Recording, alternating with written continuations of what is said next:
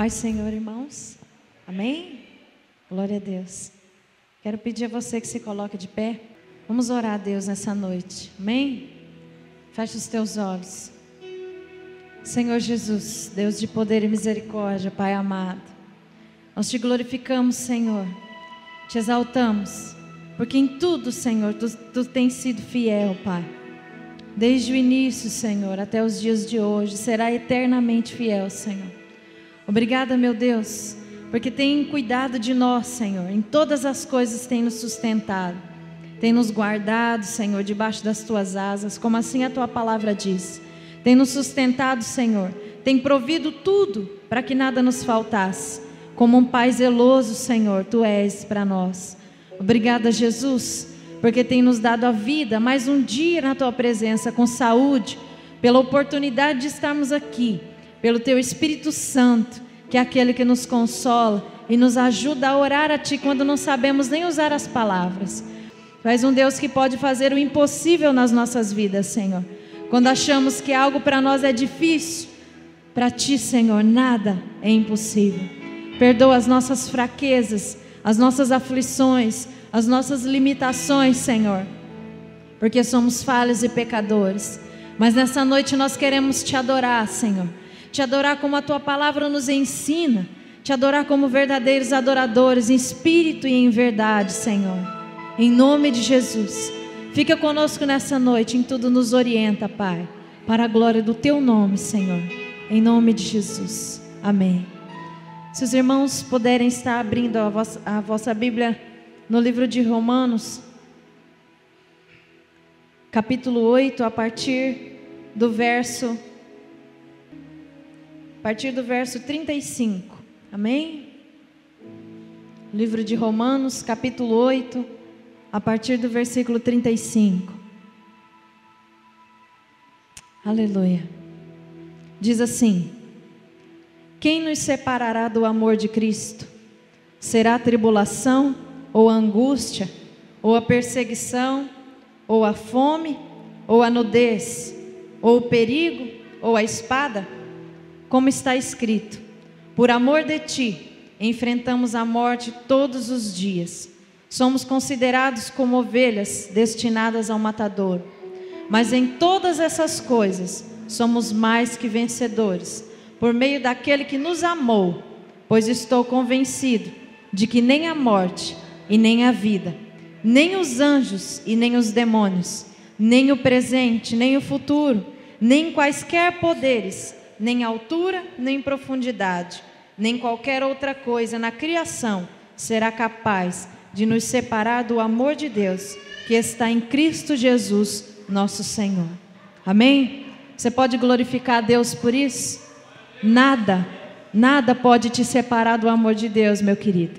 O véu se rasgou, se fendeu de cima a baixo, e você tem liberdade, livre acesso para adorá-lo nessa noite. Então não perca essa oportunidade. Enquanto muitos estão acorrentados e aprisionados no sentido espiritual, nós estamos aqui livres para poder adorar Ele de todo o nosso coração. Então glorificam por todos esses motivos que Ele nos deu para estarmos aqui hoje. Amém? Que você possa fechar os teus olhos, se sinta à vontade. Nós viemos aqui, Senhor, para nos derramar na tua presença nessa noite. Aleluia. Oh Deus, tu és fiel, Senhor. Obrigada, Jesus. Porque o nosso maior prazer, Senhor, é estar diante de ti.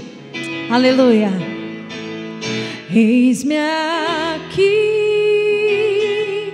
outra vez, diante de ti abro meu coração, meu clamor tu escutas e fazes cair as barreiras em mim. És fiel, Senhor, e dizes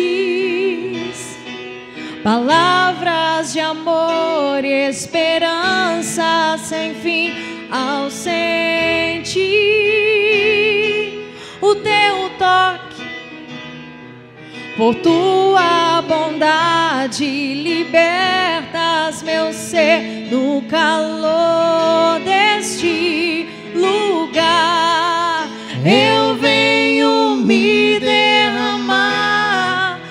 dizer que te amo, me derramar, dizer te preciso, me derramar, dizer que sou grato, me derramar, dizer que és formoso, me derramar, dizer que te amo, me derramar, dizer te preciso, me derramar, dizer que sou grato, me derramar, dizer que és formoso. Se você é verdadeiramente grato a Deus por tudo aquilo que Ele tem feito por ti, abra a tua boca e adora o nome dEle nessa noite. Eis-me aqui outra vez diante de ti, abro meu coração, meu clamor tu escutas e fazes cair as barreiras em mim. És fiel, Senhor, e dizes palavras de amor e esperança sem fim. Ao sentir o teu toque, por tua bondade libertas meu ser no calor deste lugar. Eu venho me derramar, dizer que te amo, me derramar, dizer te preciso, me derramar, dizer que sou grato, me derramar, dizer que és formoso, me derramar, dizer eu te amo, dizer eu preciso de ti, ó Deus, sou grato, me derramar, dizer que és formoso. Sim, Senhor, Tu és maravilhoso, digno de toda honra e toda glória para sempre, Senhor. Nós dizemos que te amamos, Senhor. Nós dizemos que precisamos de ti, Pai, que somos gratos por tudo que tem feito, Pai. Te agradecemos, Senhor. Oh, aleluia.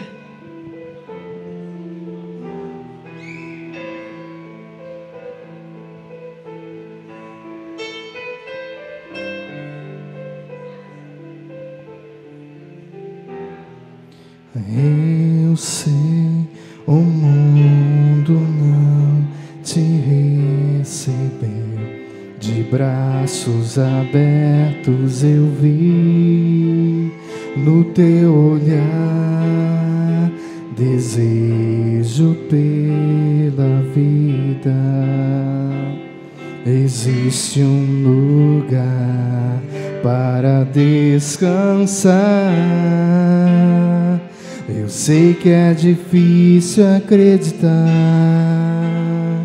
eu sei que é difícil respirar. Onde está você? Espere mais um dia.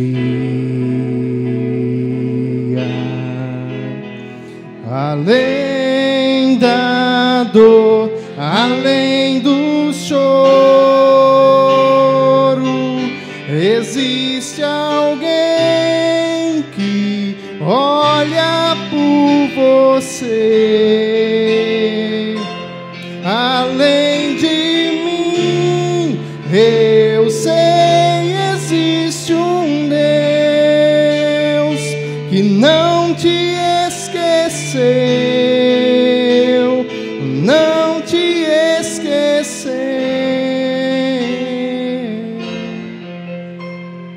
Olhe para o céu, o amor vem de lá. Noite fria vem pra depois passar. Oh, Deus não se esqueceu, não se esqueceu. Sua lágrima recolheu para enxugar. Ele é tão bom, sim, Ele é tão bom. Deus é bom. Quando tudo tentar te convencer do contrário, lembra-te que Deus é bom. Esse mesmo Deus foi o Deus que entregou o seu único filho para morrer por nós naquela cruz do Calvário. Aquele que não tinha pecado algum foi entregue, como ovelha muda foi levada ao matadouro, para que hoje nós estivéssemos aqui.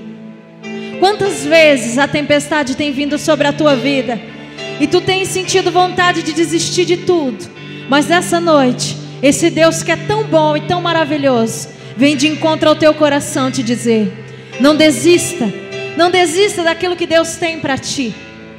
Não desista e não dê ouvidos à mentira, porque a mentira só tem poder quando você acredita que ela é a verdade. Não dê ouvidos para o engano, não dê ouvidos, apenas ouça o que a verdade quer te dizer. E a verdade é Jesus, pois a palavra do Senhor já diz: eu sou o caminho, a verdade e a vida, e aquele que quer ir a Deus só pode ir por meio de mim. Então ouça o que a verdade te diz.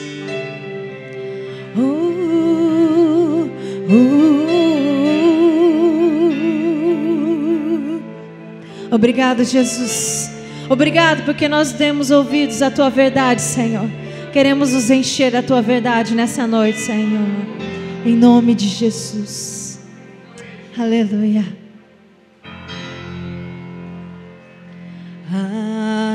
Aleluia.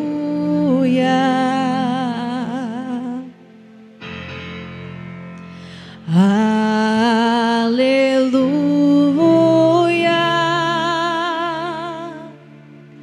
Poderoso é o Senhor nosso Deus.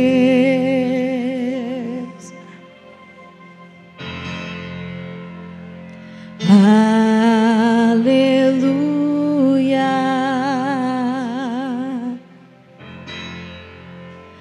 Aleluia.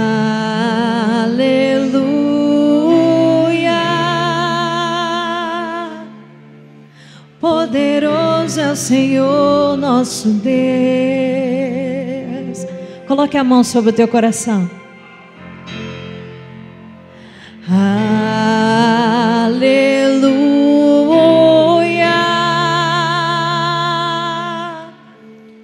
Santo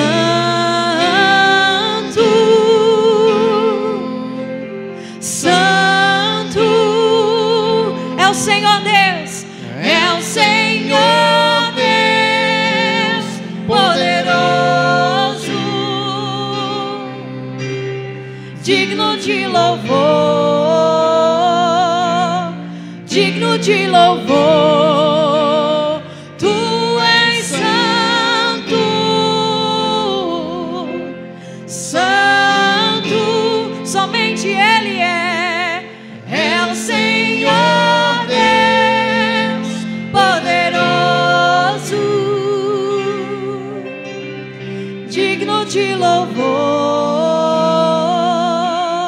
digno de louvor. Amém.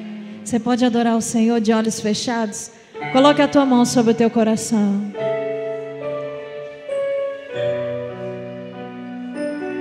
Porque nós viemos aqui nessa noite, Senhor, para te adorar, Jesus. E a adoração não consiste apenas em palavras bonitas, Senhor. A adoração não insiste, Senhor, em dizermos a Ti palavras, Senhor, para que venha encher o Teu coração. Mas devemos Te adorar em espírito e em verdade, Senhor, para que essas palavras venham sair do fundo do nosso coração e da nossa alma, Senhor.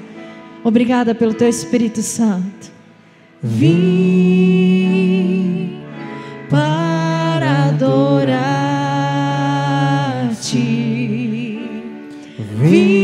vim para dizer, diz para Ele: te amo, ó Pai, és tudo para mim, e eu exalto teu nome, eu exalto teu nome, exalto teu nome, ó Pai. Cante para Ele. Eu vim para adorar-te, vim para dizer: te amo, ó Pai, és tudo para mim, e eu exalto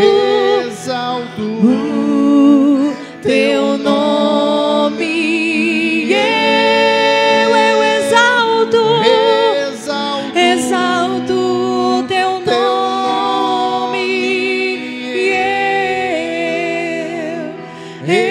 exalto teu nome,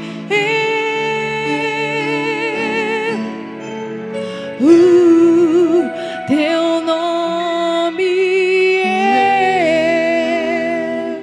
exalto teu nome, ó Pai.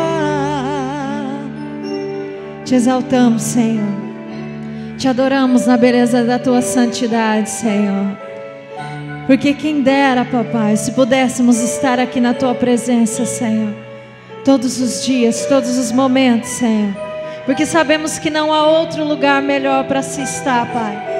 Mas muitas vezes, Senhor, com as nossas fraquezas, Deus, nos afastamos de Ti, Senhor, perdemos a intimidade contigo, Deus, por não buscarmos, Senhor, a Tua face a cada momento. Mas queremos recuperar, Senhor, esse privilégio de estar diante de Ti, Senhor. Oh, aleluia. Eu sei que Tu tens sentido saudade de nós, Senhor, porque nos deixamos, Senhor, chamar a nossa atenção por todas as coisas que estão ao nosso redor, Senhor, menos por nos falarmos contigo, Senhor. Mas nessa noite eu te peço, ajuda-nos, Senhor. Ajuda-nos nas nossas dificuldades, a deixarmos, Senhor, tudo aquilo, Senhor, que não diz respeito a Ti, e nos dedicarmos somente a Ti, Senhor. Para adorar-te, vim para dizer: nós te amamos, Senhor.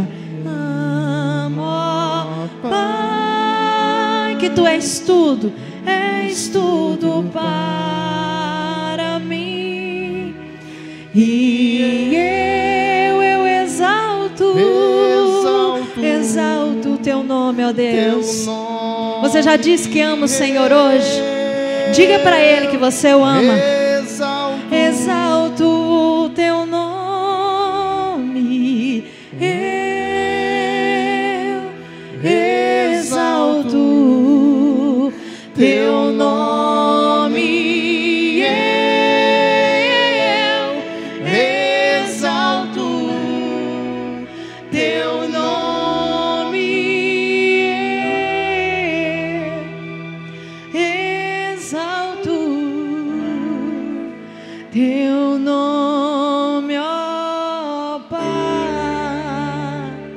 Obrigado, Jesus. Você pode aplaudir o Senhor? Obrigado, Senhor. Obrigado por essa oportunidade, em nome de Jesus. Amém. Vamos orar? Estenda suas mãos para cá.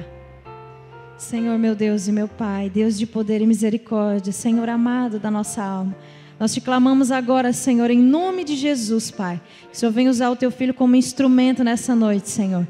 Como um canal, Pai, em nome de Jesus. Que seja o Senhor falando, Senhor. E somente os lábios dele, que o Senhor possa tomá-lo, Senhor. E encher com o teu Espírito Santo, Pai. Que o todo eu venha diminuir, o Senhor venha crescer nele, Senhor. Para a glória do teu nome, Pai. Fala aquilo que nós precisamos ouvir, Senhor, e não aquilo que queremos. Para a glória do teu nome, prepara o nosso coração, quebranta-o, para que cada um de nós possamos entender, Senhor, compreender e receber a tua palavra, Senhor, nessa noite. Em nome de Jesus é o nosso pedido a ti. Amém. Amém, aleluia. Deixa Deus te usar, pastor. Sou teu fã, gosto de ouvir você pregar. Pastor Anderson uma pessoa que eu peguei um apego muito grande. Eu confesso a vocês que quando eu conheci ele na DL, já falei isso outras vezes, comentei isso na escola dominical. No dia que eu vi ele pela primeira vez, irmãos, eu tive uma impressão dele assim, falei, meu Deus, esse cara aí, não sei. Mas Deus é tão maravilhoso, que Deus, além de moldar o meu coração, ainda trouxe ele para o meu lado. Amém, aleluia. Deus é maravilhoso. Tá, pastor? Seja usado, deixa Deus te usar, amém? Glória a Deus. Pai do Senhor, irmãos. Ainda bem que o pastor Paulo é sincero, né, irmãos? Logo que ele me conheceu, ele falou já isso comigo, só que ele não poupou a palavra, igual ele está falando aqui, não. Falei, rapaz, eu olhei para você, cara, e falei, esse cara é chato, é metido e tudo que não presta. Mas às vezes a gente passa uma impressão das coisas que a gente não é, sabe? E até uma falha minha, não sei, eu preciso ser mais comunicativo, às vezes eu sou muito fechado, e os irmãos acham que é alguma coisa, mas não é o meu jeito mesmo, sou de pouca conversa. Eu digo para os irmãos que eu pregar a palavra é um milagre, irmãos. Eu sempre trabalhei com som, com música, mas eu nunca peguei um microfone para falar em público. Eu não fazia isso. Eu fazia a minha parte ali na banda, tocava, fazia os back vocal, mas se precisasse falar alguma coisa, dar um recado de um acidente, não era comigo. Então eu já vejo que pregar a palavra, dirigir culto já é um milagre, sabe? Mas o pastor teve essa impressão quando me conheceu, e Deus mostrou que não era o que ele pensava. E eu louvo a Deus pela vida do pastor Paulo, sempre me ajudou bastante, já falei isso para os irmãos aqui, e é bênção, irmãos. E ele disse que eu estou bonito hoje, que eu estou de terno. Aleluia, só assim, né, irmão? Para ficar bonito. Então, irmãos, às vezes eu não uso muito gravata. Minha esposa até me cobra isso. Eu já tive que abrir aqui, ó. Eu tenho claustrofobia. Eu não consigo ficar com nada me apertando. Onde é que eu uso a minha aliança? Ó? Eu não consigo usar aqui porque me aperta. Eu começo. Tem vezes que eu estou andando de carro, eu tenho que parar e descer um pouco, porque senão eu quebro o vidro do carro. Então, às vezes eu não uso gravata por conta disso. E eu engordei um pouquinho, meu pescoço está mais grosso. Então fica apertado as camisas. A maioria das camisas estão apertadas, sabe? E a gente está se moldando. Nos últimos meses aí eu emagreci 2 quilos, glória a Deus por isso, e vamos chegar lá, amém? Então às vezes vocês me vêem sem gravata, não é por nada não, é porque me aperta e eu fico agoniado aqui. E quando eu vou pregar eu uso, porque é um costume, né? Irmãos, vamos se colocar de pé, vamos ler a palavra. Está em 1 Pedro, no capítulo 4. Vou esperar os irmãos encontrarem para a gente ler 2 versículos só. 1 Pedro, lá depois de Hebreus.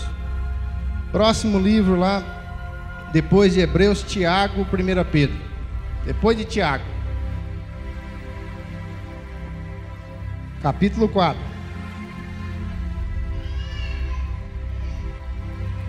É bom que a gente tem várias versões da Bíblia na igreja, para que os irmãos entendam que as versões, as traduções, às vezes são diferentes, mas o sentido é o mesmo.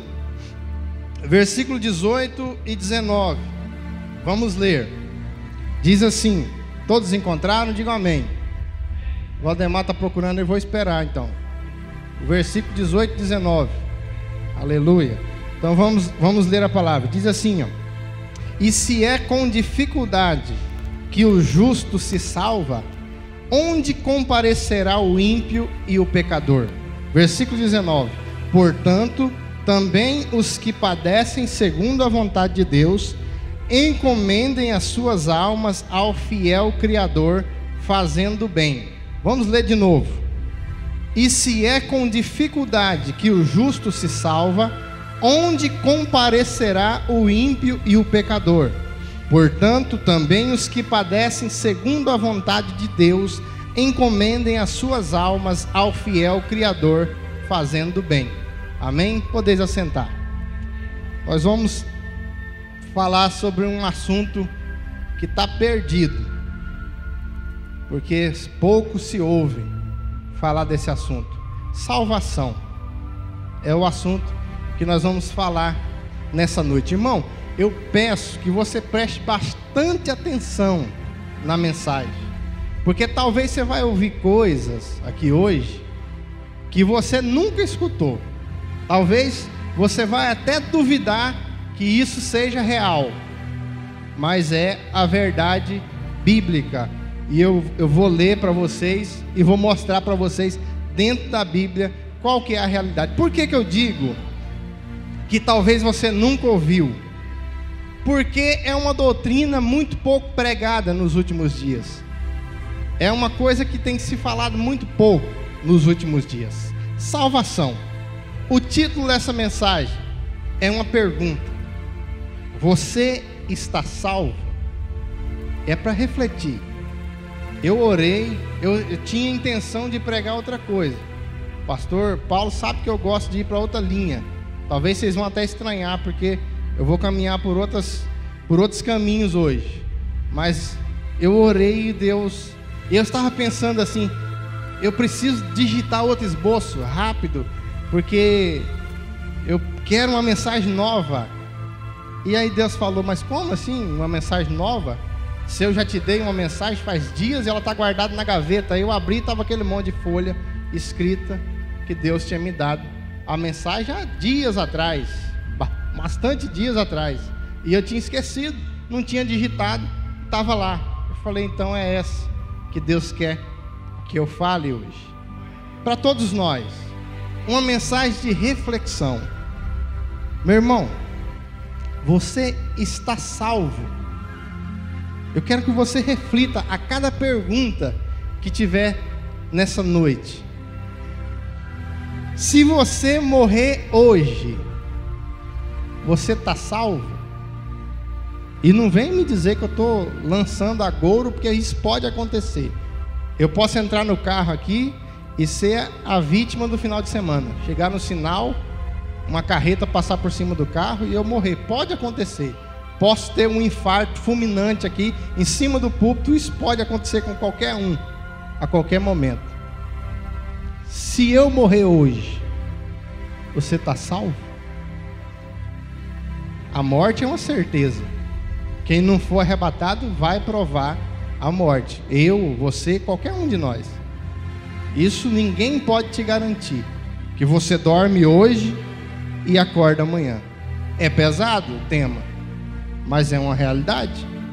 Quem aqui pode dar certeza que amanhece amanhã vivo?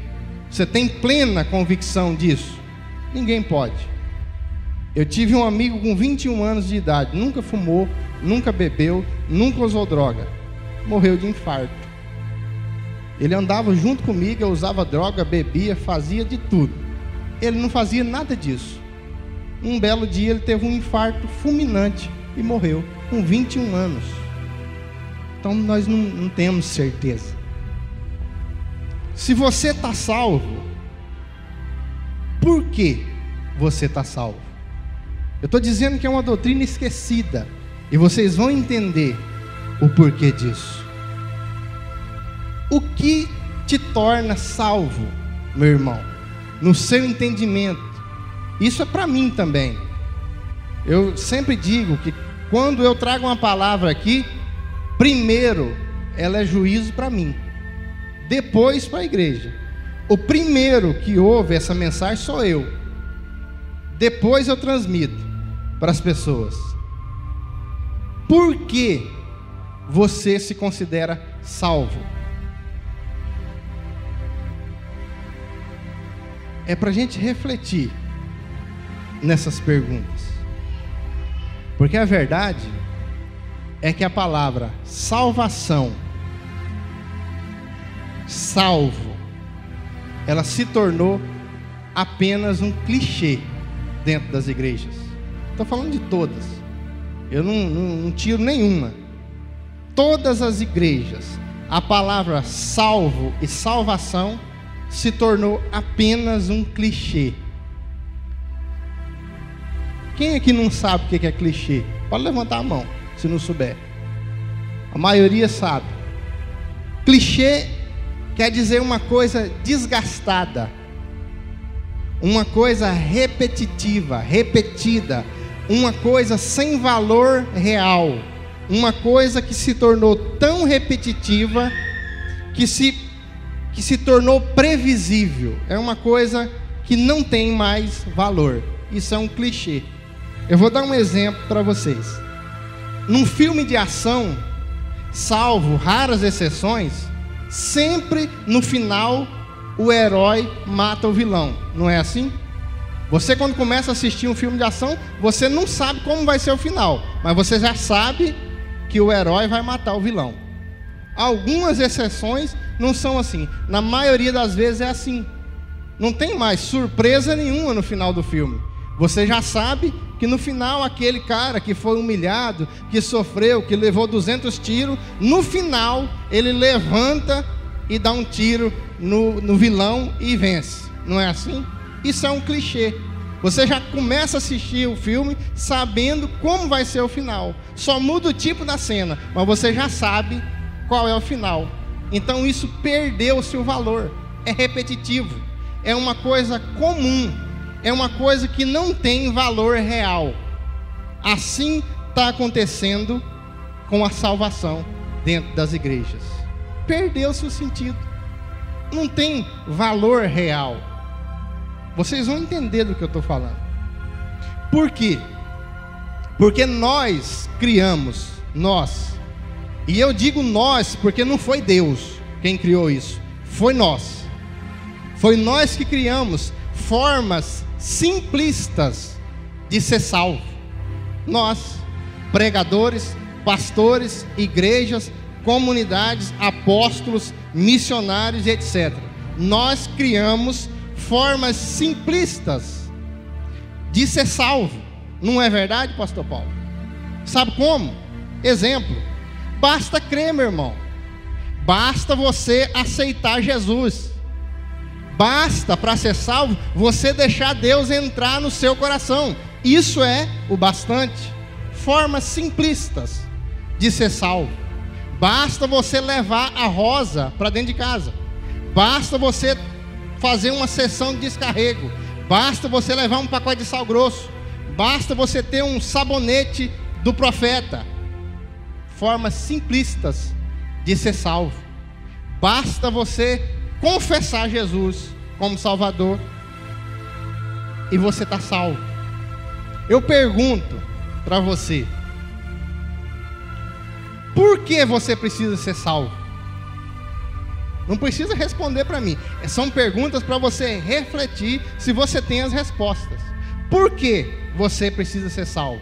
Existem cristãos que não sabem responder isso com exatidão. E pode ser o caso da nossa comunidade. Tem pessoas que não sabem. Ele sabe que ele precisa ser salvo, mas o porquê disso ele não sabe. Outra pergunta: por que Jesus morreu por nós? Existem pessoas cristãs que não sabem responder essa pergunta. Por que Jesus morreu? É disso que nós vamos falar hoje. É de Jesus que nós vamos falar. E Ele me cobrou falar sobre esse assunto. Eu gosto muito de falar de devocional, vida cristã. Os irmãos já me conhecem, sabem que eu tenho fama aqui de pegar no pé mesmo. Eu bato em cima mesmo, sou anti-heresia. Vocês vão me ver morrendo pregando contra heresia. Essas igrejas que estão na televisão aí enganando o povo, vocês vão me ver morrendo pregando contra isso. Porque eu já pedi para Deus, se for para mim ir por essa linha, que Ele me leve. Por favor, me leve. Não me deixe se corromper como os demais que estão entrando por uns caminhos aí que não tem volta. Mas hoje Deus me cobrou sobre esse assunto. Por que Jesus morreu por nós? Por que foi, irmão?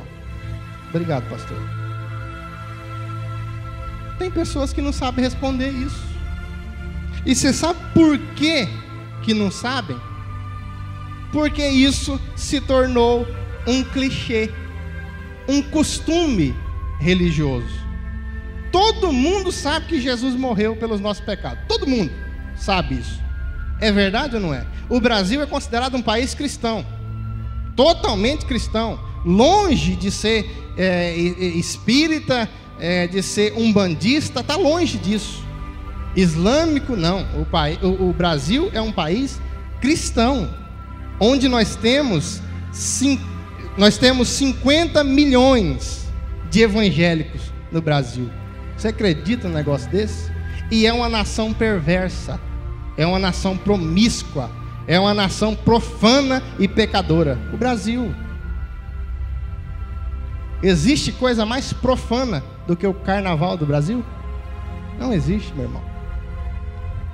E é conhecido mundialmente. Sabe como que o Brasil é conhecido lá fora? Pelo corpo das brasileiras. É a fama do Brasil. E nós temos 50 milhões de evangélicos. Estou falando só evangélico. Não estou falando de católico, de espírito, de nada. Hindu, só evangélico. Nós temos 50 milhões. Se tornou apenas um costume religioso. Jesus morreu. E na maioria das vezes as pessoas têm uma imagem de Jesus, um coitado, pregado na cruz, assim, de cabeça baixa, que não pode fazer nada por ninguém. Não é verdade? É a imagem que temos de Cristo. A pessoa mostra um desenho ou uma escultura, muitas vezes muito bem feito. Artistas esculpem uma cruz com Cristo pregado numa madeira, fica lindo. E muitas vezes as pessoas têm essa visão de Jesus. É esse o Jesus. Leonard Ravenhill, um grande pregador dos anos 80 e 90, que eu tenho certeza que a maioria aqui nessa igreja e nas igrejas da cidade de Luanda não conhece. Sabe por quê? Porque era um pregador da verdade. Os pregadores da verdade não ficam famosos. Você pode ter certeza disso. Porque a glória é para Deus, não é para homem. Então eles não ficam famosos. Certa vez em um sermão ele disse assim: nós somos a geração que mais envia pessoas ao inferno. Por quê? Porque somos religiosos. É isso que nós somos. Nós somos religiosos, irmãos. Assim como os fariseus na época de Cristo. Do mesmo jeito. Nós exibimos a pompa de ser cristão, sabe? Colocamos um terno e respiramos um ar diferente. E passamos no meio da cidade e falamos: perdidos, eu estou indo para a igreja, porque eu sou salvo. Aquilo ali é um monte de condenado. É ou não é? Somos religiosos. Nós olhamos a pessoa, antes dela abrir a boca, antes de você saber o nome dela, você já condena. Somos assim, religiosos. Estamos vivendo os últimos dias. Minha mãe me ligou hoje e falou assim, de uma igreja que até 2009, quando eu estava lá em Rondônia, tinha uma entrada de 50 mil reais por mês. Era o movimento da igreja que eu congregava lá, para vocês terem uma ideia. 850 membros, fora congregados e outras coisas. 850 membros. Minha mãe me ligou hoje e falou: não está dando ninguém na igreja mais. O que está acontecendo, meu filho? Falei: mãe, isso não é aí. Isso é para todo lugar que a senhora vai. O povo desvia o ouvido da verdade. e volta às fábulas. Quer ouvir conto de fada. O povo quer ficar rico e ter saúde perfeita. Ninguém quer saber de cristianismo. A moda agora, pastor, é ser rico, é andar no carro do ano, sabe? Para que eu quero? Guardar tesouro no céu? Não vou usar, eu preciso dele aqui na terra. É os últimos dias, meus irmãos. Deus está nos levando a essa mensagem hoje, perguntando para você se você está salvo, se você tem certeza da salvação, e eu também, porque não resta muito tempo, não vai demorar muito tempo, o tempo está cumprido. Você sabe desde quando nós vivemos os últimos dias? Tem gente que não sabe disso, crente, 20, 30 anos na igreja e não sabe. Sabe quando se iniciou os últimos dias? No ano 34, quando Jesus subiu ao céu. Ali se iniciou os últimos dias, já tem quase 2000 anos. O negócio está no final. Nós estamos vivendo esse tempo. Eu vou dar outro exemplo que eu li essa semana e até comentei com o Fernando. Charles Spurgeon foi um homem que eu tenho certeza que a maioria aqui também não conhece. Alguns podem conhecer, mas se você não tem costume de ler muito, não gosta de literatura, você não vai conhecer ele. Foi um homem considerado o príncipe dos pregadores. Ele viveu de 1700 e alguma coisa até 1800 e alguma coisa. Foi nessa parte aí que ele viveu. Ele disse assim, ó: chegará um dia que, ao invés de termos pastores alimentando as ovelhas, nós teremos palhaços entretendo os bodes. E infelizmente esse dia chegou. Liga a TV, compra um DVD do Congresso de Missões, não sei das quantas, e vai assistir para você ver que palhaçada que virou o reino de Deus. Que palhaçada que estão fazendo com o reino de Deus. Os homens não têm direito de fazer o que estão fazendo. É tanta unção que aparece. É unção do riso, é unção do caicai, é unção do índio, é unção de tanta coisa, unção do animal. E eu pergunto, cadê o respaldo bíblico disso tudo? Então os palhaços estão entretendo os bodes. Porque geralmente o povo que vai por essa linha, você vai mostrar a verdade para ele, ele não aceita. Não, que é de Deus. Ele não aceita. Meu irmão, o reino de Deus não é comida nem bebida. Que eu não quero saber disso. Eu quero é o carro do ano. Eu quero é a casa nova. Meu irmão, não é assim. Jesus falou: não ajunteis tesouro na terra, onde a traça e a ferrugem e os ladrões roubam. Ajunteis tesouro no céu. Não, eu quero é dinheiro. Eu quero é que a minha empresa bombe. Eu quero é entupir o meu celeiro até onde der. É isso que eu quero. Você vai falar a verdade? Não aceita. Estamos vivendo esses dias. As coisas rapidamente se tornam clichês, com muita rapidez. Coisas do tipo assim, ó: ame ao Senhor, sabe? Eu amo Jesus, sou apaixonado. Se torna um clichê. Não tem peso nenhum, sabe? Não tem pesar quando você olha para o reino de Deus, que você fala: Senhor, eu te amo. Isso não tem mais um efeito. Não te gela o coração como você fala que ama a sua namorada. Não é a mesma coisa, meu irmão. Quando deveria ser zilhões de vezes maior. Quando você diz que ama Jesus, não é pesado como você diz que ama o seu filho, e deveria ser muito mais. Virou um clichê. O que Jesus faria no meu lugar? É outra frase que virou um clichê. O camarada vai pecar e fala assim: o que Jesus faria no meu lugar? Ele não faria, mas eu não aguento, a carne é fraca, eu vou fazer. É ou não é, irmão? Jesus não faria, mas eu não aguento, Ele é Deus, eu não sou. Virou um clichê. A gente faz essas perguntas simplesmente por um costume religioso. Surge a oportunidade de você passar alguém para trás. Você pensa, o que Jesus faria no meu lugar? Não passaria o seu irmão para trás. Você dá um jeitinho, camufla, embola o negócio, faz parecer de outra forma. Não, assim não estou passando ele para trás.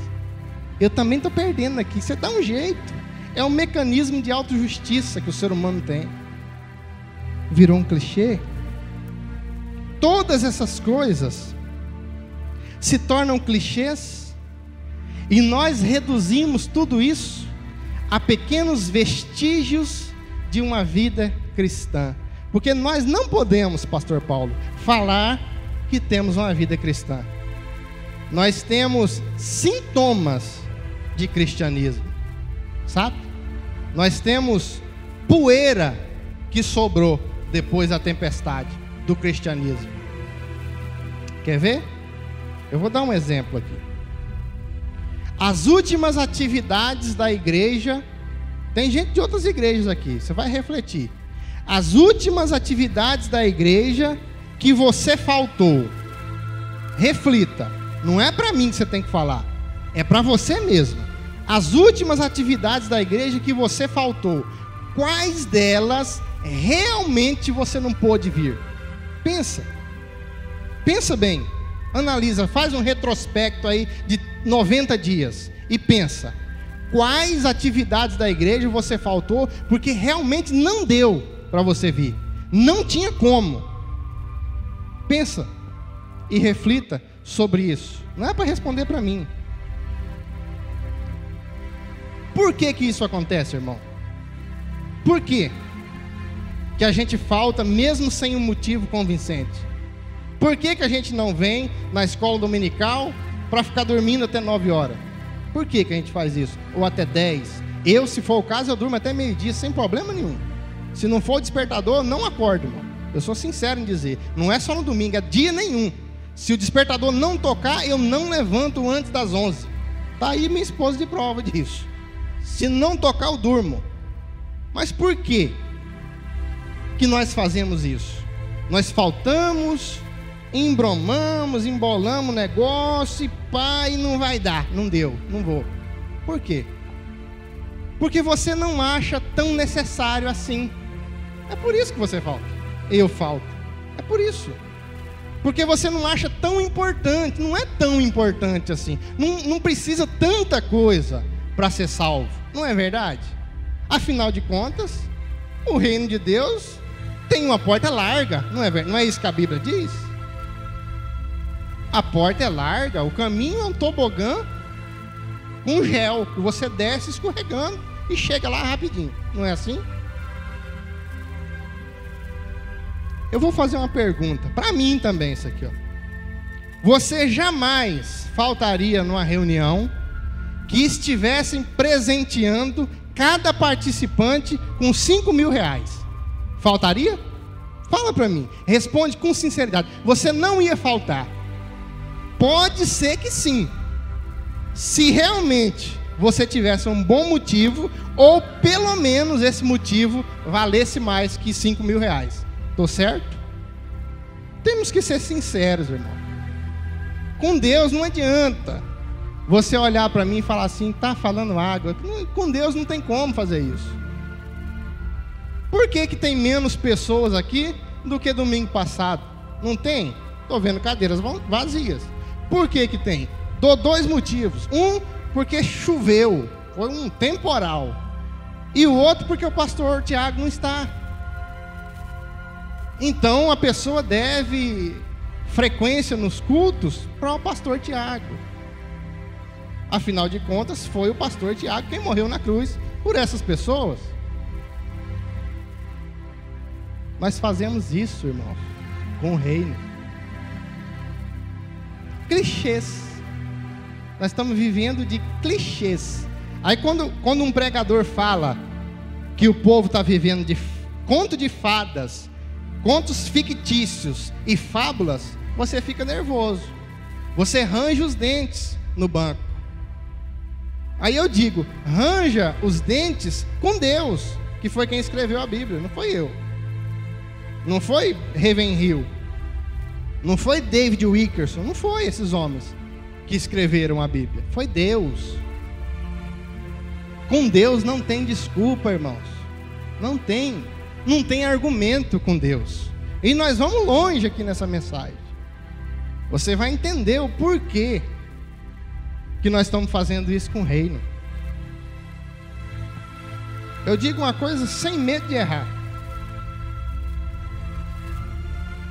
Parece um exagero. Hoje, há muito tempo que eu não sentia um gelo no coração antes de pregar. Sabe o que é isso? Medo de estar falando para vocês algo que Deus não mandou. Mas agora já passou o gelo. Eu tenho certeza que Deus está falando com pessoas aqui. Quantos hoje, pastor Paulo, têm exercido o ministério de Judas Iscariotes? Meu Deus, pastor, que ministério é esse? Vendem Jesus a qualquer preço. Vendem Jesus. Quantos estão exercendo o ministério de Simão Encantador, o mágico, de Atos dos Apóstolos? Qual o ministério dele? Compram Jesus. Quer comprar? Não, eu vou, mas tipo assim, eu dou oferta e dizimo, mas participar de todos os cultos, não dá. Eu sou fiel, eu já pago o dízimo, então não preciso ir em todos os cultos. Quer comprar Jesus? Salvação não é vendida, meu filho. A salvação é de graça, já foi pago o preço.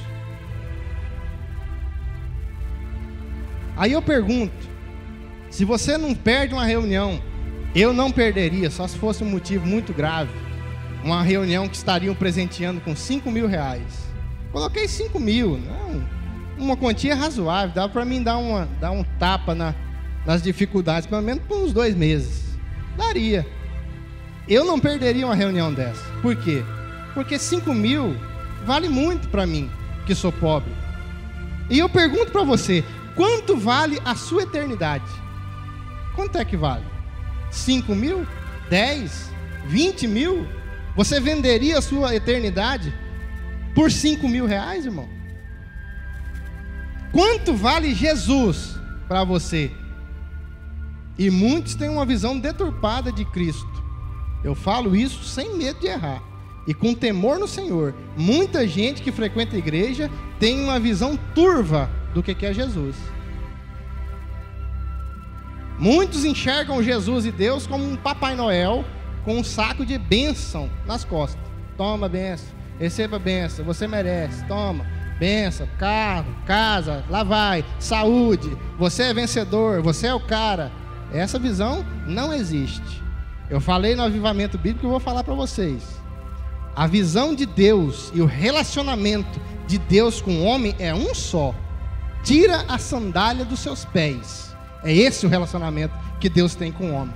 Por quê? Porque eu sou santo, você é pecador. Por mais que eu encha você de salvação e graça, você continua sendo a mesma coisa.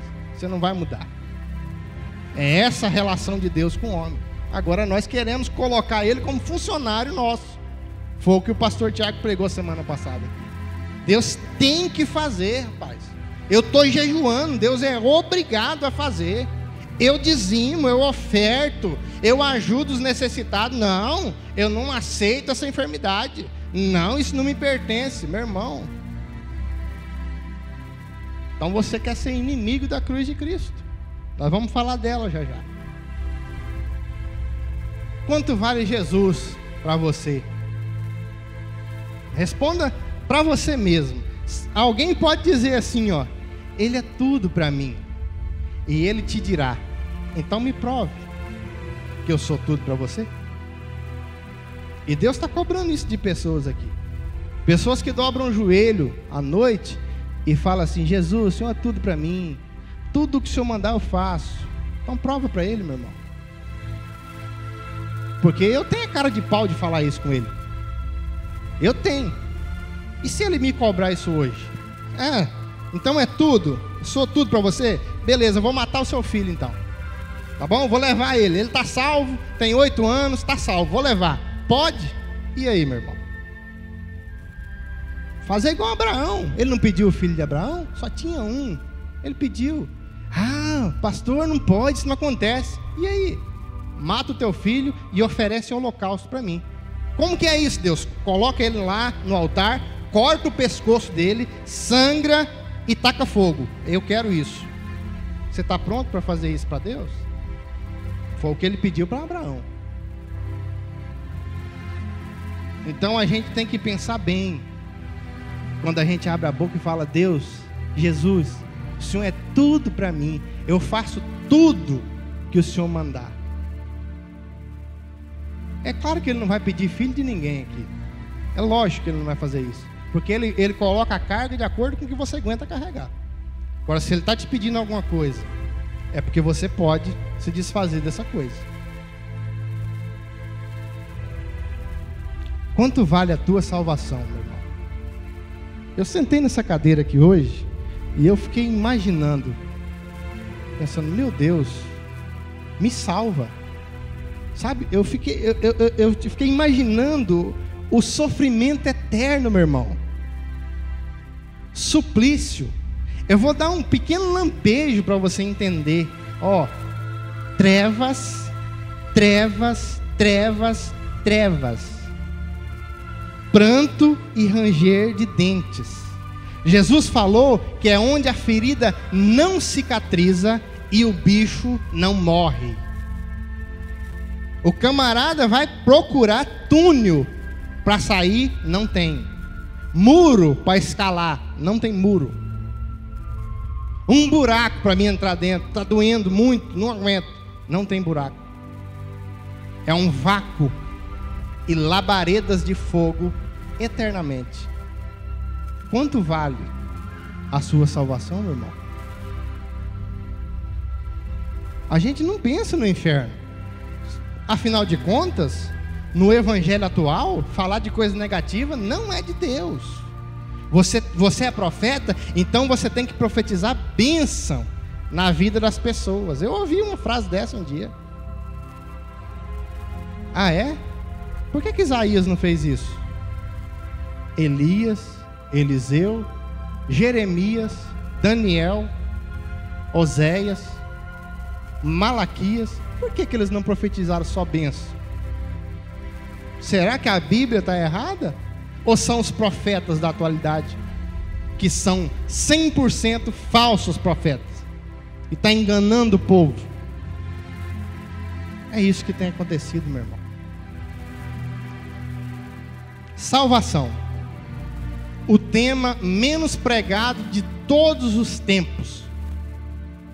Quanto tempo tem que você não ouve falar de salvação? Não estou falando daqui. Não estou falando da comunidade cristã, não. Porque aqui, o dia que parar de falar a verdade, eu saio fora. Eu nem troco de roupa. Aqui eu vejo o pastor falando de salvação, vida cristã, constantemente. Porque o dia que ele parar, começar a falar de prosperidade, eu abandono o barco. Eu quero céu, meu filho. Não quero nada da terra. Quero céu. Salvação. Quanto tempo tem que você não ouve falar sobre salvação? Sobre os perigos de se perder a salvação. E existe. Quanto tempo, meu irmão?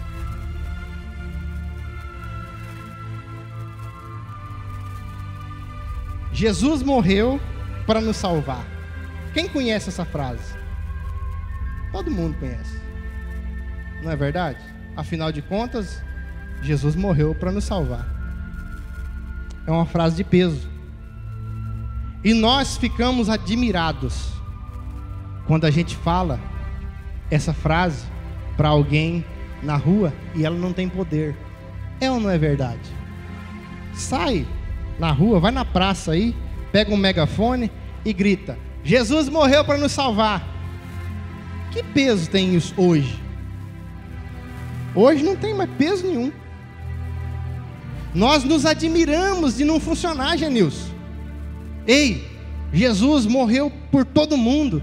Eu fico admirado, não causa mais nada. Só que presta atenção, essa frase não esquenta mais nem o meu coração. Quando eu falo Jesus morreu para me salvar, não corre sequer uma lágrima, não tem peso nenhum, virou um clichê, é uma coisa comum, uma mera obrigação que um homem carpinteiro executou. Jesus morreu para nos salvar. Como é que a gente quer que isso tenha peso no mundo, se isso já não tem mais peso nem conosco, que somos salvos? Não é verdade, irmão? E nós viemos aqui, cantamos e declaramos que Jesus morreu para nos salvar. Eu era um pobre, desprezível pecador. Ele estendeu a sua mão e pá, e lá se vai. E isso é um mero jargão na nossa vida, não é? Você olha para o músico, a expressão dele desdenhada, não tem peso nenhum. Ah, qual música que é? Jesus estendeu sua mão. Ah, beleza, tá. Normal. Religioso. Ritualístico. 3 hinos, abertura, oração, oportunidade, mensagem, oferta. Um mero ritual. Eu entro, eu ouço, eu saio, tô do mesmo jeito. É ou não é verdade?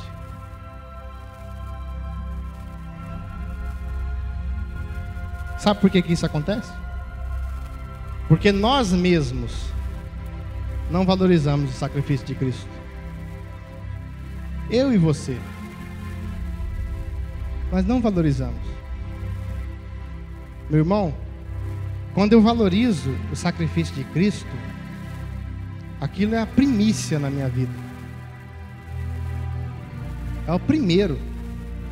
Está acima de família, de paixões, desejos, cobiças, está acima de tudo isso. Ele é o primeiro na minha vida. Aí eu estou valorizando o sacrifício dele. Mas não é assim que nós estamos fazendo.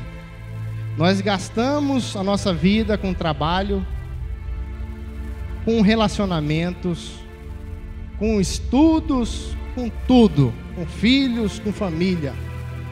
O que sobra, a gente dá para Deus. É assim que a gente está vivendo. Infelizmente, meu irmão.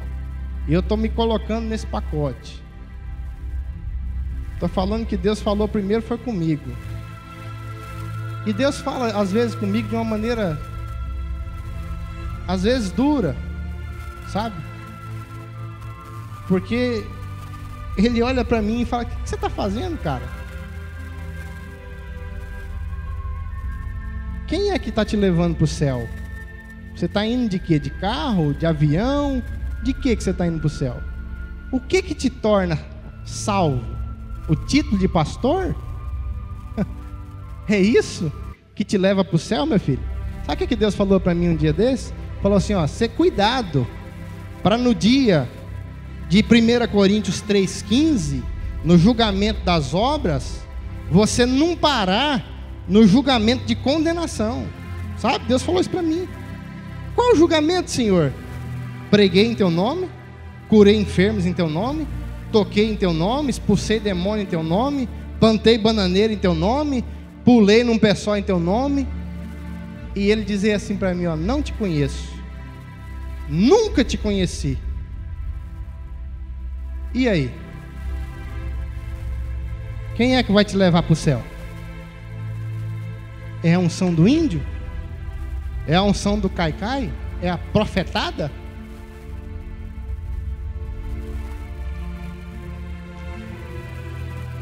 O que quer dizer Jesus morreu para você? Eu vou falar algumas coisas aqui. Muitos homens, num grande desejo de expor para nós o sofrimento de Cristo, ele vai te contar sobre a natureza da cruz romana, que a maioria aqui não conhece. Daquele cruel madeiro, um instrumento de tortura, de suplício, que era a cruz romana. Alguns vão te falar sobre o chicote, feito de couro de animal, com pontas de osso e metal. Eles vão te contar sobre isso. Eles vão te falar das 40 chicotadas menos uma. Sabe por quê, irmão?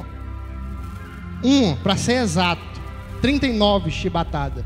E outro que eles diziam que um era de misericórdia. Com os ganchos de metal assim, que onde batia entrava, quando o soldado puxava, arrancava a pele. Estudos mais profundos do que o filme do Mel Gibson dizem que as vísceras de Jesus foram expostas. Que a Bíblia só fala que ele não quebrou nenhum osso. Eles vão te contar sobre isso. É doloroso? Alguns vão te explicar como eles transpassaram os pés de Jesus com cravos desse tamanho. E eu te digo, era um pé em cima do outro.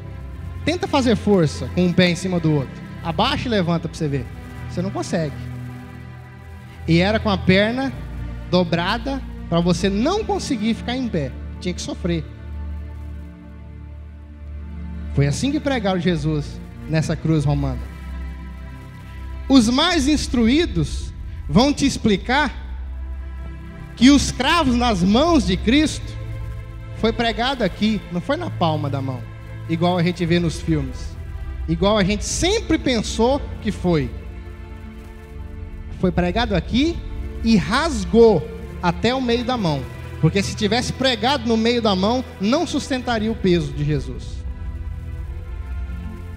Foi terrível isso, irmãos. Alguns vão te contar sobre a coroa que colocaram na cabeça de Jesus, o qual espinhos entraram até os ossos. Isso foi doloroso demais. É só para a gente entender o que nós estamos fazendo com esse sacrifício. Em que nós transformamos a cruz de Jesus. E eles podem te dizer todas essas coisas, e são importantes. Eu não quero aqui ignorar o sofrimento de Jesus na cruz. Não é esse o meu papel hoje. Mas essa é a noção que a maioria de nós temos sobre a cruz de Cristo. É ou não é? Você sabe de alguma coisa além disso?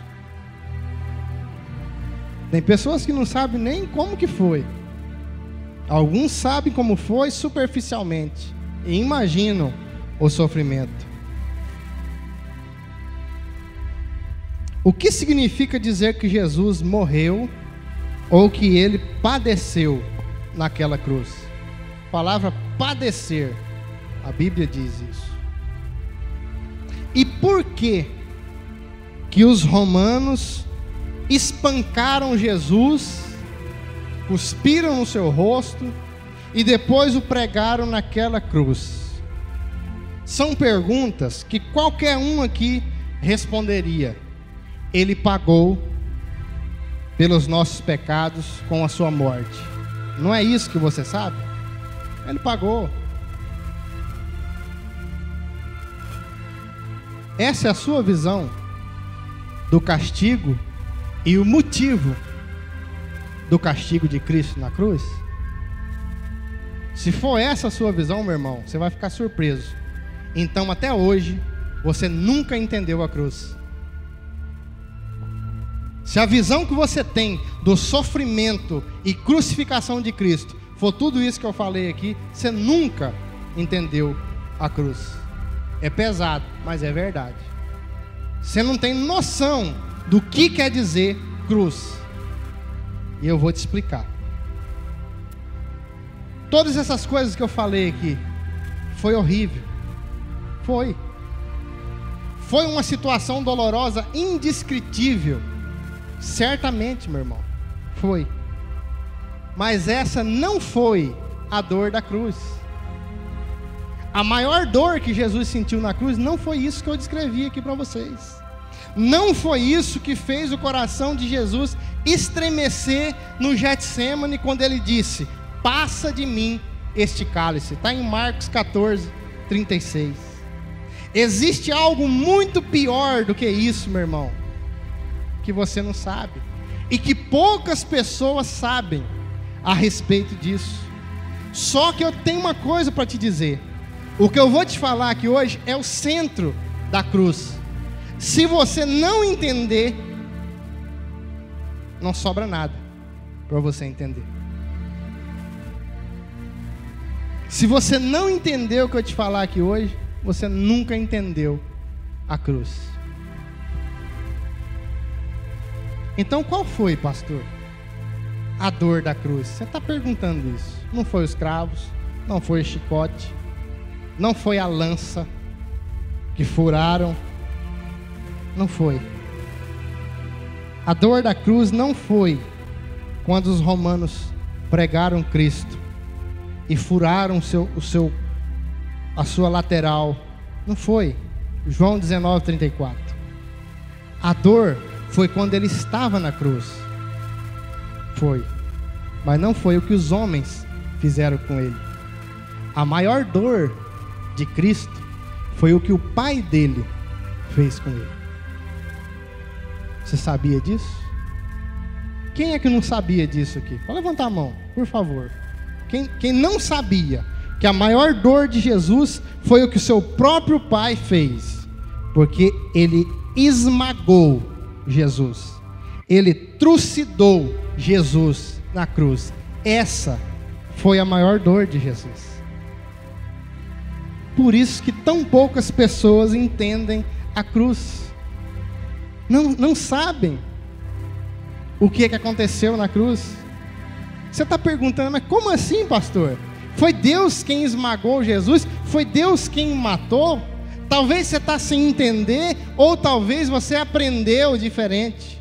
Pode ser isso. Porque o que tem de heresia espalhado aí, meu irmão, nunca teve como está tendo agora. Eu te convido a abrir a Bíblia, Isaías 53. É simples o texto, não tem segredo nenhum, está explícito na Bíblia.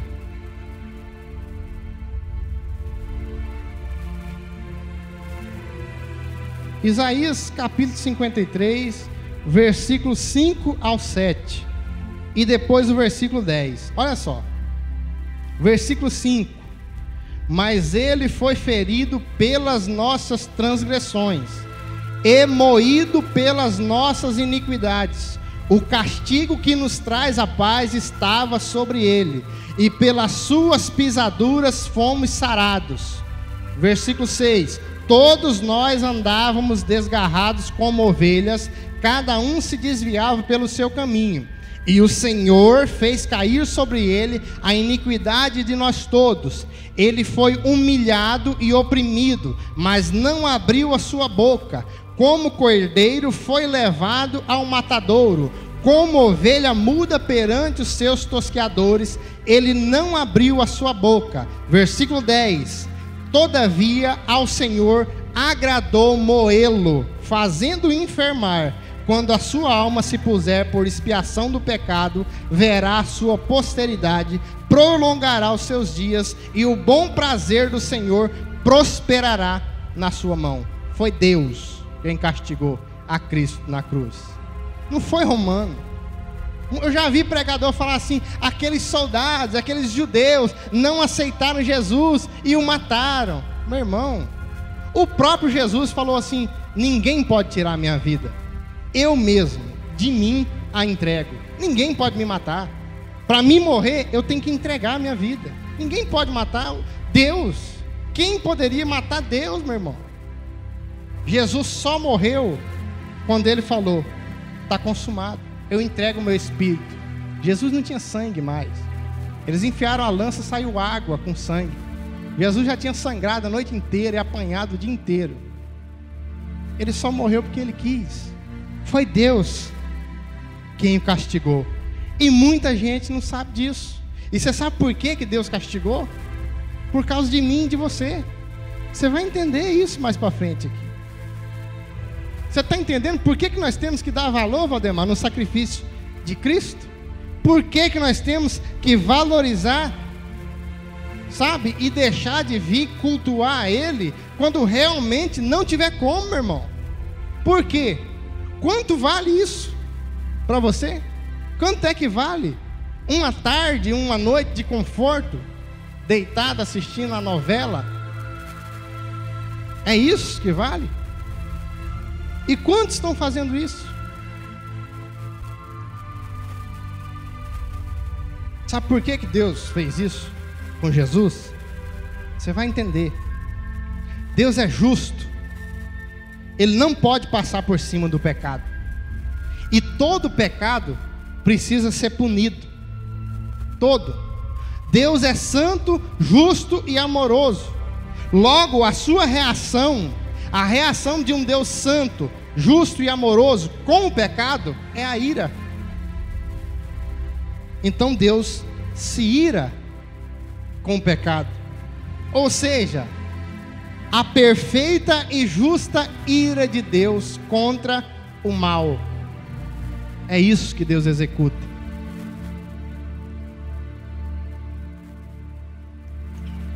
Então Deus, sendo justo, Deus não pode fazer isso. Deus, sendo justo, Ele não pode simplesmente perdoar pecadores. Minha filha, você está perdoada, tá? Pode ir embora. Não precisa fazer mais nada. Você já está salva, já te perdoei, acabou. E eu vou dar um exemplo para vocês. Um juiz de direito, estou falando de coisa humana, para vocês entenderem. Humana. Um juiz de direito, conhecido, famosíssimo, por sua retidão, por sua conduta exemplar. Num belo dia, pastor Paulo, esse juiz chega no tribunal e vai julgar alguns marginais. Um pedófilo, um estuprador, um assaltante de banco, um latrocida e um homicida. Ele chega nesses criminosos e fala assim: vocês estão livres, pode ir embora. Pode ir embora, pega as suas coisas e vai embora. Vocês estão livres. Então todo mundo vai falar: esse juiz é desonesto, porque esses homens, eles foram contra a lei. Eles estupraram, mataram, roubaram. Eles precisam ser condenados. Esse juiz está errado. Isso não pode acontecer. Então Deus não pode fazer isso, meu irmão. Simplesmente chega e perdoa pecadores. Simples. Formas simplistas. Você precisa entender uma coisa. Eu e você, nós somos criminosos diante de Deus. Eu e você, nós somos impuros, caídos, profanos, promíscuos diante de Deus. Nós somos. Nós precisamos entender isso. Nós infringimos e desobedecemos, quebramos todas as leis de Deus. E a única coisa, pode doer isso que eu vou falar para você, a única coisa que nós merecemos, que Deus pode nos dar por merecimento, é a morte e o inferno. É Bíblia, não é eu que estou falando. Isso é o que a Bíblia diz, meu irmão. As igrejas não estão ensinando isso, mas é o que a Bíblia diz. Pecadores merecem o inferno.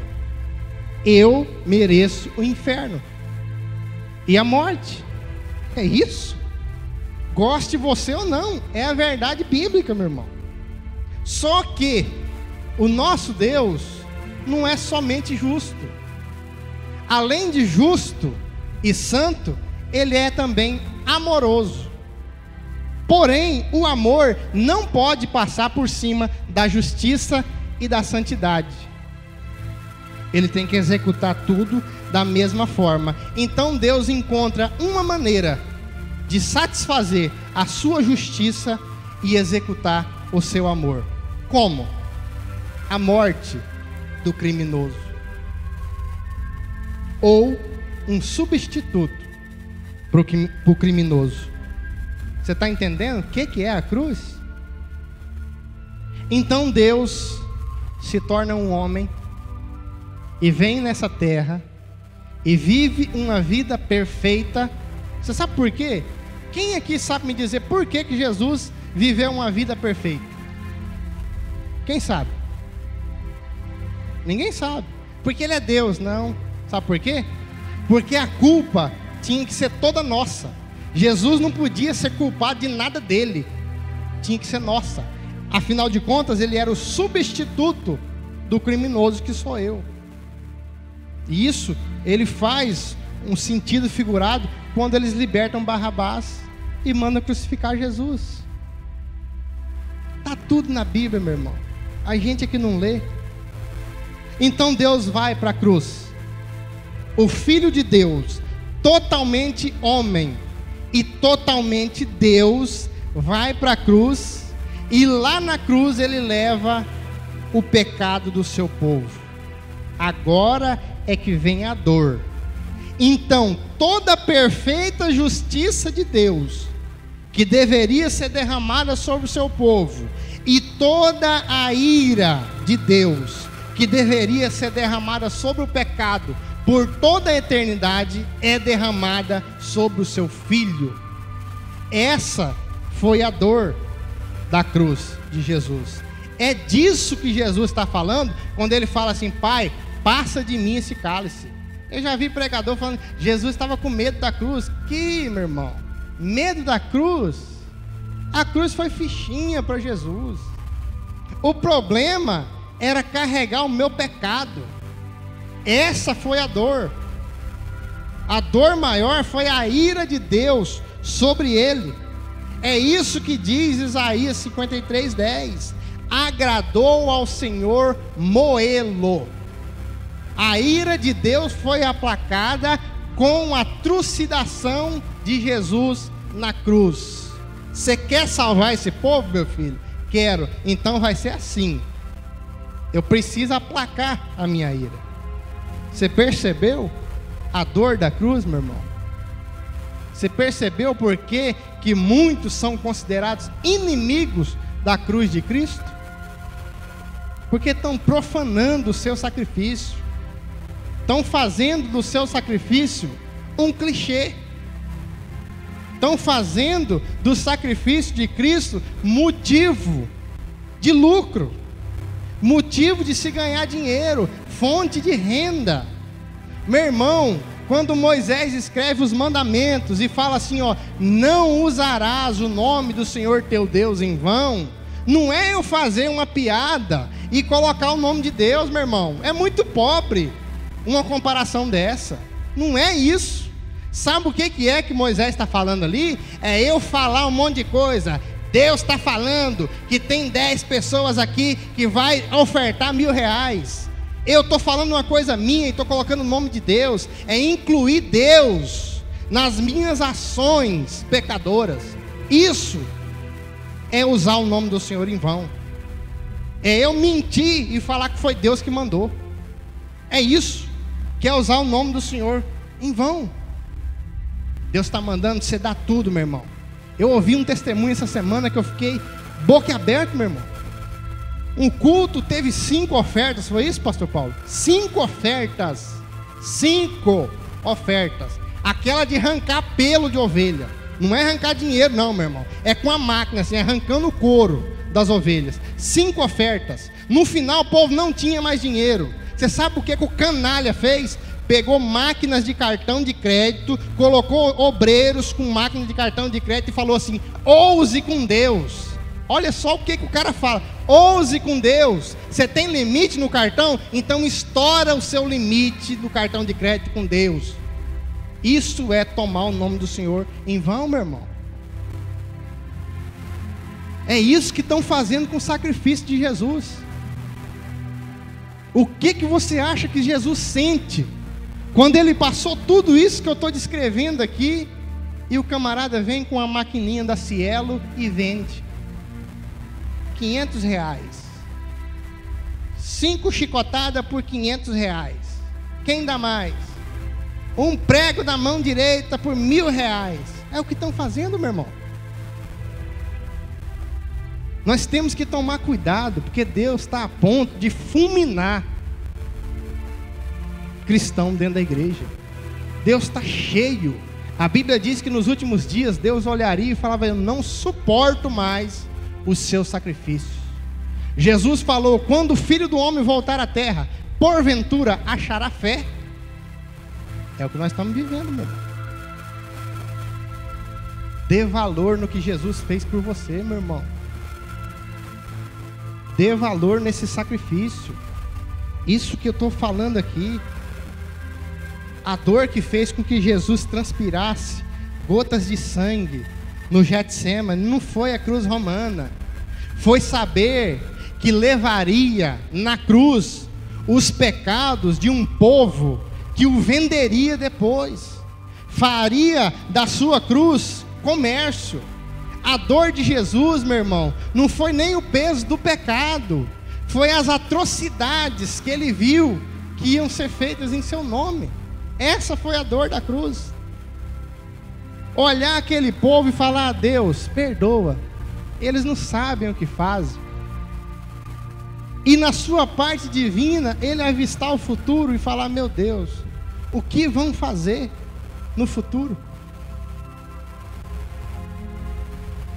E quando Deus levanta um coitado para falar a verdade, e isso está repreendido, que não vai acontecer nessa igreja, eles vão lá e calam. Quando não conseguem calar com dinheiro, eles matam. Mata como, meu irmão? Toma o ministério, toma credencial. Você não pode pregar, você prega muito duro, você não dá lucro para a igreja. É assim que está acontecendo. A dor de Cristo foi saber que seu pai se afastaria dele e depois o esmagaria sob a sua perfeita ira.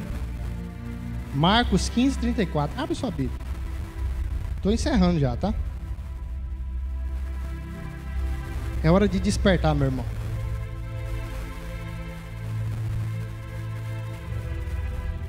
Marcos 15, 34 diz assim, ó: e a hora nona, exclamou Jesus com alta voz: Eloi, Eloi, lama sabachthani, que quer dizer: Deus meu, por que me desamparaste? A dor de Jesus foi isso. Deus separou-se dele e deixou ele unicamente conosco. Fica com esse povo para você ver. Eu vou soltar sobre você a ira e o pecado deles, para você saber como que é. O meu pecado estava lá, meu irmão. A mentira que eu conto hoje estava sobre Jesus nesse dia. Foi isso que pesou para Cristo. E por isso que ele disse: está consumado, em João 19:30. Você sabe o que Jesus quer dizer ali, meu irmão? Está consumado era um termo grego usado em negociações. Quando eu comprava alguma coisa de alguém, aí quando eu terminava de pagar, eu falava assim: está consumado. A nossa tradução é muito pobre, mas não é essa a tradução correta. Mas está consumado, que quer dizer preço totalmente pago. Por isso Jesus falou: eles não devem mais nada, eu paguei tudo. Eles não devem mais um centavo, eu paguei tudo por eles. Essa foi o sofrimento e a dor de Jesus. Você quer uma evidência de que Jesus é Deus e que o sacrifício, o que ele fez na cruz, foi o suficiente para salvar o pecador? No terceiro dia ele ressuscita e vence a morte. Você quer uma evidência? Ele já te deu a ressurreição do seu filho dentre os mortos. Ele é Deus.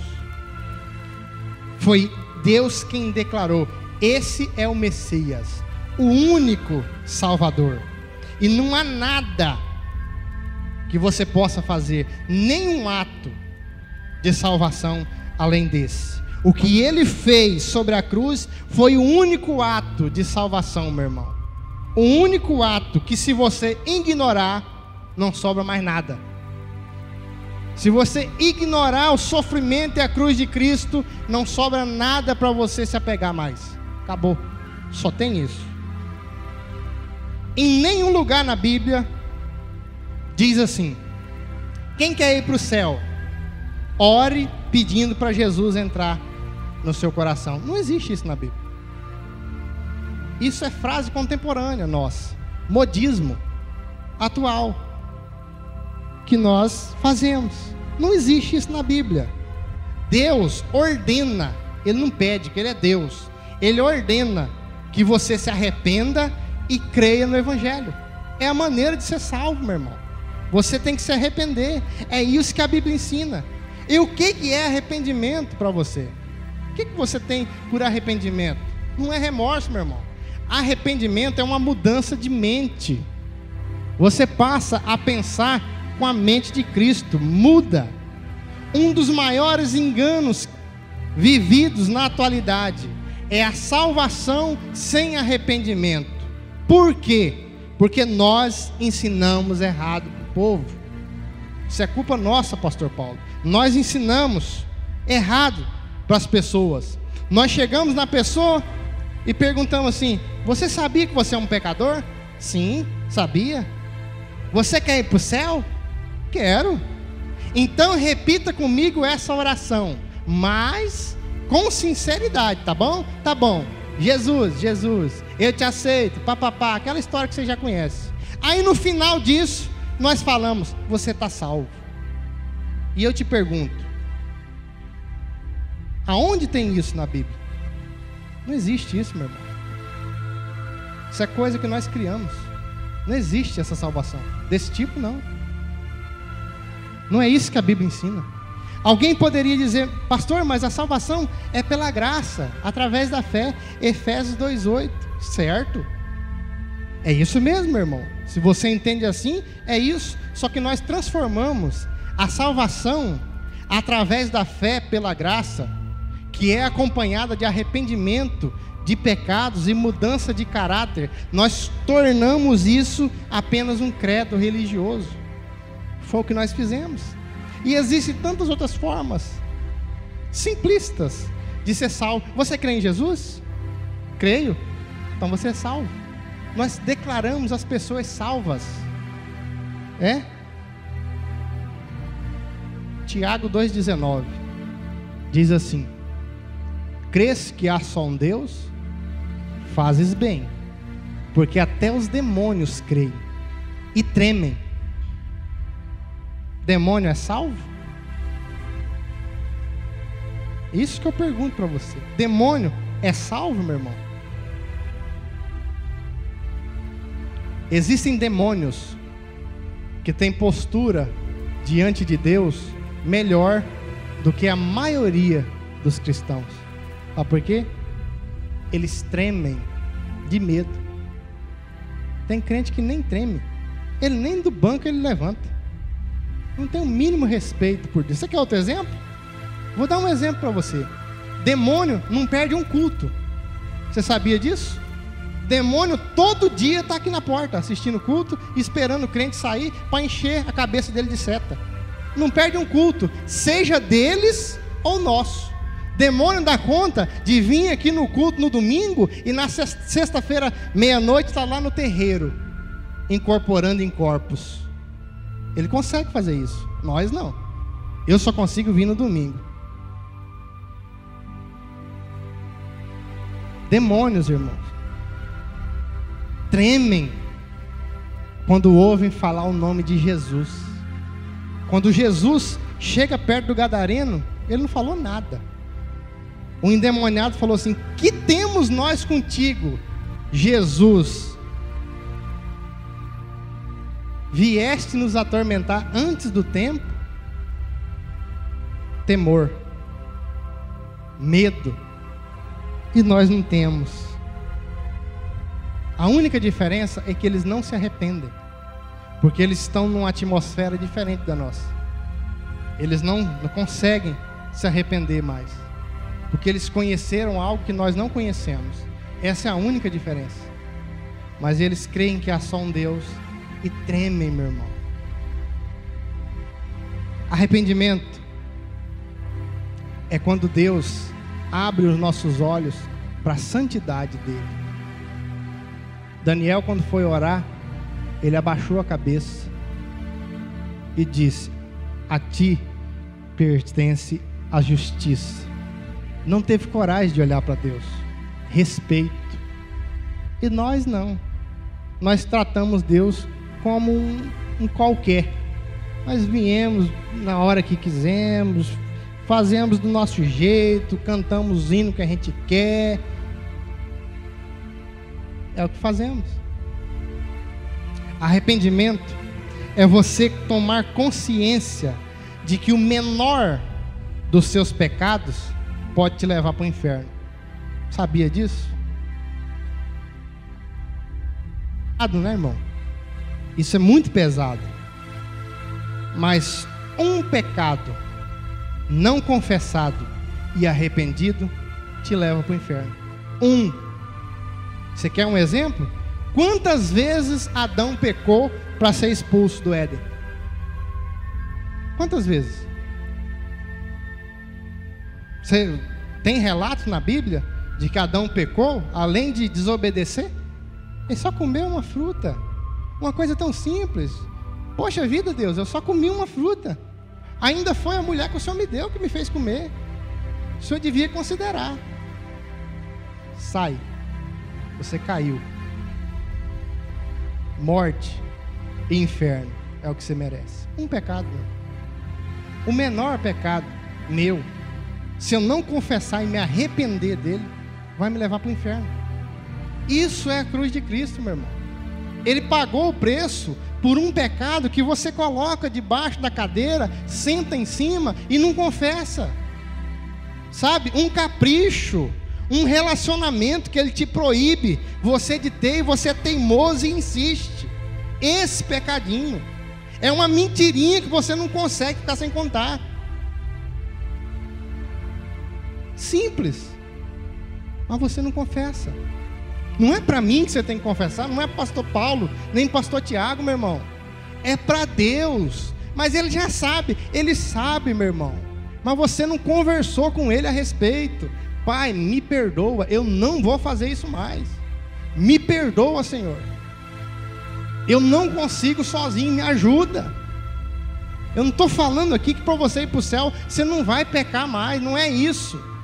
Nós pecamos até no pensamento. Mas para você ir para o céu, meu irmão, você tem que ter consciência de que você é um ser caído, que precisa de Cristo para ser salvo. Como é que você quer ser salvo se você bloqueia o seu relacionamento com Ele? Isaías 59. A mão do Senhor não está encolhida para que não possa salvar, nem o seu ouvido agravado para que não possa te ouvir. Mas os vossos pecados e as vossas iniquidades causam separação entre vós e o vosso Deus. Tudo isso que Jesus fez, eu e você trocamos por um mero pecado que a gente não confessa.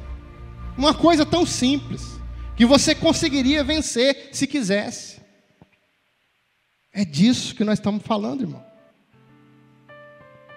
O problema é que nós reduzimos o evangelho a uma série de perguntas que no final você responde sim, e então você é declarado salvo. Negativo, meu irmão. Não é isso que a Bíblia ensina. Não é isso que Jesus ensinou. Não é isso que a voz do que clama em meio ao deserto veio falando. Arrependei-vos. Arrependei-vos, é isso. A mensagem é essa, meu irmão. Arrependimento. Eu te declaro salvo, tudo bem. Mas será que Deus te convenceu da sua atual condição? Será que realmente você está convicto de que sem Jesus você está perdido? Será que você tem certeza? Será que você reconhece que merece a morte e o inferno? Porque tem gente que não consegue reconhecer isso. Será que você sabe que não há nada que você possa fazer que te torne justo por mérito próprio? Não tem. Você só pode ser tornado justo pelos méritos de Cristo na cruz. Se você desconhece isso, então esse é o valor da cruz. Se coloque de pé, em nome de Jesus. O valor da morte de Cristo é isso, meu irmão. Jesus não veio para te condenar. Jesus não veio para te condenar. Jesus veio para abrir a sua visão e te fazer enxergar que existe algo melhor para você. É para isso que Ele veio. Jesus, Ele veio para abrir os teus olhos para uma eternidade na glória. Jesus veio para te mostrar que sem Ele, eu, você, o Papa, o pastor, estamos perdidos. E Ele veio para te mostrar que com Ele, como a irmã Aline leu aqui no início, nada pode te separar do amor de Deus. Nada. Nada pode te separar, estando você com Cristo. Nós não frequentamos igrejas para cumprir votos religiosos, mas para mostrar gratidão a Jesus em forma de culto. É isso que nós temos que fazer. Para entender a cruz, é preciso se arrepender. E não só se arrepender, isso precisa ser evidenciado com frutos. Mateus 3:8 diz assim: João Batista batizando, batizava as pessoas e falava: produzei frutos dignos de arrependimento. Você não precisa ficar gritando para os quatro ventos que você é salvo. As pessoas vão ver isso na sua vida, a partir do momento que isso acontecer. E eu quero fazer um convite nessa noite. Se tem alguém que gostaria, eu não chamo para aceitar Jesus, porque eu acho muito pobre isso. É Jesus que tem que me aceitar, não é eu não. Eu não tenho moral para falar isso com Jesus, não. Eu gostaria de saber se tem alguém nessa noite que quer reconhecer esse sacrifício de Cristo, que foi feito por você. Não pense você que na cruz ali Jesus não viu o seu rosto, porque Ele viu. Ele é Deus e Ele viu cada um de nós que estamos aqui. Por isso Ele olhou para Deus e falou: vale a pena. Mas eles vão cuspir em você, eles vão fazer de você comer. Não, eu quero salvar eles. Foi por mim e por você. Se tem alguém que reconhece, quero convidar aqui à frente. A irmã Aline vai estar louvando a Deus com um hino.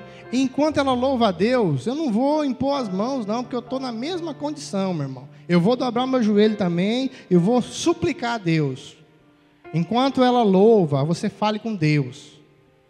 Você reconheça para Ele. Se tem alguém que quer fazer um compromisso com Cristo, no final nós vamos estar orando. No final nós vamos estar orando por essas pessoas. Alguém que quer se arrepender, quer entregar a sua vida a Cristo. Se tiver, nós vamos estar orando no final. A irmã Aline vai estar louvando a Deus e você ore. Fale com Deus nessa noite, em nome de Jesus.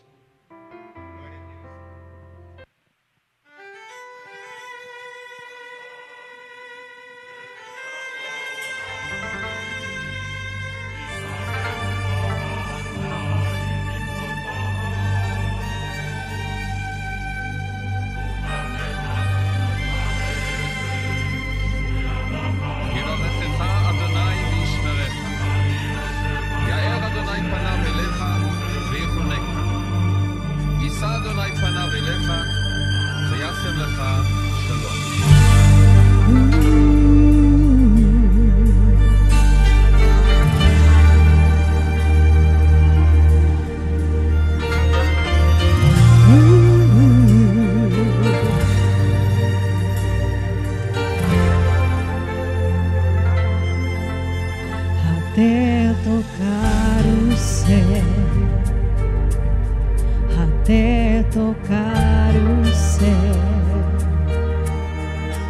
vou te buscar, vou te adorar, até tocar o céu, até tocar o céu,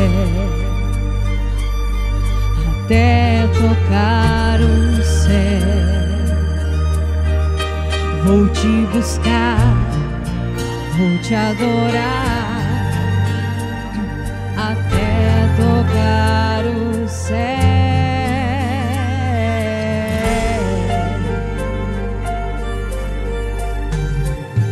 É tempo de vigiar e orar, é tempo de buscar a face de Deus, é tempo de sua direção e o seu poder. É tempo de se levantar e agir, é tempo de ampliar a visão, é tempo de se arrepender e clamar pelo seu perdão.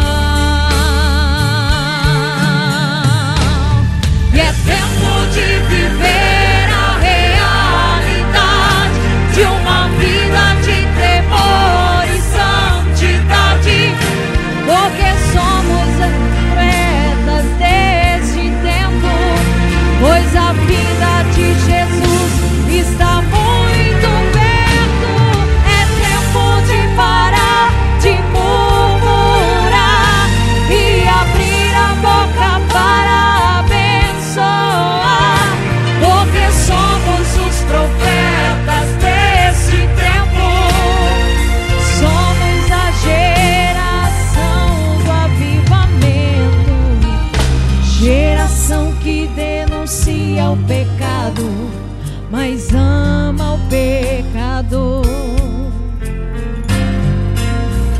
Geração que abre mão de tudo por causa do Senhor. Geração que não tolera Jezabel, geração que ora como Daniel, geração que busca Deus até tocar o céu, até tocar o céu. Vou te buscar, vou te adorar, até tocar o céu, até tocar o céu, até tocar o céu. Vou te buscar, vou te adorar, Senhor, até tocar o céu, até tocar o céu, até tocar o céu. Nós queremos te adorar com minha voz, com meu louvor, até tocar o céu.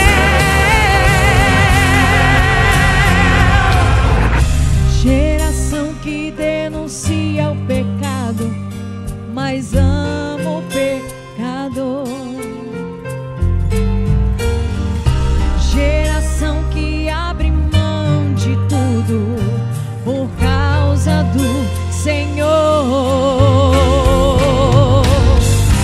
Geração que não tolera Jezabel, geração que ora como Daniel, geração que busca Deus até tocar o céu, até tocar o céu. Vou te buscar, eu vou te adorar, até tocar o céu, até tocar o céu, até tocar o céu. Vou te buscar, vou te adorar, Senhor, até tocar o céu, até tocar o céu, até tocar o céu. Vou te buscar, vou te adorar, Senhor, até tocar o céu, até tocar o céu, até tocar o céu.